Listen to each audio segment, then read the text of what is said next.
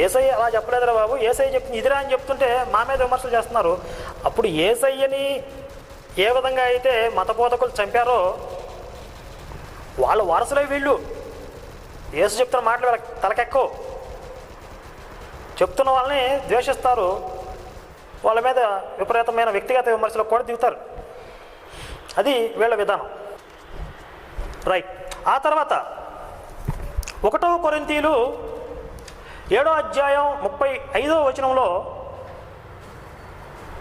35, 36 వచనాల్లో తండ్రి కూతుర్ని పెళ్లి చేసుకోవచ్చు అనే అర్థం వస్తుంది అని చెప్పి నేను ఇంగ్లీష్ కింగ్ జేమ్స్ వర్షన్ అనే బైబిల్లో నుంచి తీసి చూపిస్తే ఈ విజయప్రసాద్ రెడ్డి ఆ అర్థం రావట్లేదు,